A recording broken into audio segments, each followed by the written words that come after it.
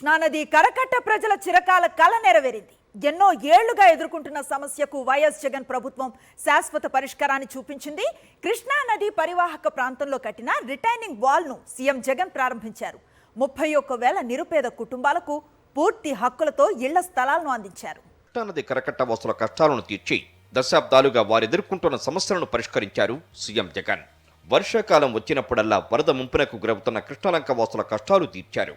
15,000 పేద కుటుంబాలకు రక్షణగా నిలిచేలా మరోసారి వరదల బారిన పడకుండా రిటైనింగ్ వాల్ను నిర్మించారు.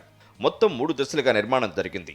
మొదటి దశలో గీతానగర కట్ట నుంచి యనమల కుదిరి వరకు 1.8 కిలోమీటర్లు, రెండో దశలో గీతానగర కట్ట నుంచి కనకదుర్గ వారధి వరకు 1.25 కిలోమీటర్లు, మూడో దశలో కనకదుర్గ వారధి నుంచి పద్మావతి ఘాట్ వరకు 1.2 కిలోమీటర్ల నిర్మాణం విజయవంతంగా పూర్తి చేశారు. వైఎస్ జగన్ ప్రభుత్వం చేపడుతున్న కార్యక్రమాలతో విజయవాడ నగరం అభివృద్ధికి సెంటర్ వ్యూ పాయింట్లా మారుతోంది.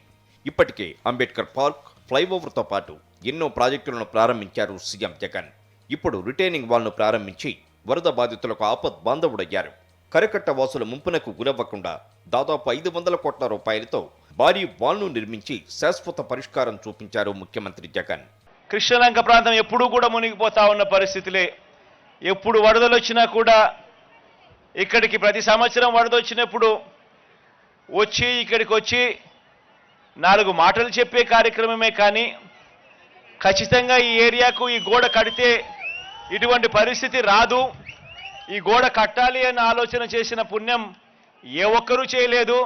అది ఒక్క మీ బిడ్డ ప్రభుత్వంలోనే జరుగుతా ఉందని చెప్పడానికి సంతోషపడతా ఉన్నా. కేవలం రిటైనింగ్ వాల్స్ కట్టి వదిలేయకుండా కృష్ణానదీ తీరం వెంబడి ఆహ్లాదకరమైన పార్కులను అభివృద్ధి చేశారు. The plaza retaining wall beautification ప్రాజెక్టులో భాగంగా రివర్ ఫ్రంట్ పార్కును సుందరంగా తీర్చిదిద్దారు. ఈ పార్కును సుమారు 12,38 లక్షలతో ప్రభుత్వం ఏర్పాటు చేస్తుంది. Modern entry plaza, walking track, open gym, చిన్నారులకు ఆట స్థలం, గ్రీనరీతో పార్కును అందంగా ఏర్పాటు చేశారు.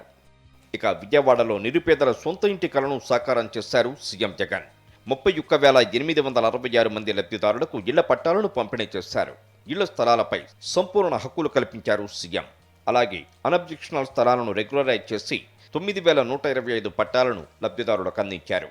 అంతటితో అభివృద్ధి ఆగకుండా 239 కోట్ల ఖర్చుతో వివిధ రకాల అభివృద్ధి పనులకు శ్రీకారం చుట్టారు సీఎం జగన్. గత ప్రభుత్వం అభివృద్ధి అనడం తప్ప చేసిందేమీ లేదంటూ సెటైర్లు వేశారు సీఎం జగన్. తమ ప్రభుత్వం అధికారంలోకి వచ్చాకనే ప్రభుత్వ ఆసుపత్రులు, స్కూళ్లు డెవలప్మెంట్ అయ్యాయన్నారు.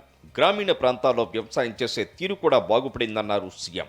మన వ్యతిరేకులందరూ కూడా ఏమీ చెయ్యరు కానీ అభివృద్ధి అభివృద్ధి అభివృద్ధి అని అంటారు.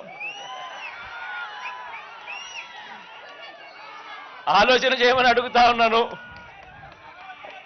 ఈ 58 నెలల కాలంలోనే మీ స్కూళ్ళు బాగుపడ్డాయి, మీ హాస్పిటళ్ళు బాగుపడ్డాయి, గ్రామీణ స్థాయిలో అయితే వ్యవసాయం చేసే తీరు కూడా బాగుపడింది. ఎన్నడూ లేని విధంగా విజయవాడ ప్రాంతాన్ని సీఎం జగన్ అభివృద్ధి పదంలో నడిపిస్తున్నారు. ఒకవైపు పేద ప్రజల కండగా ఉంటూనే అభివృద్ధిపైన ప్రత్యేక దృష్టి సారించారు సీఎం.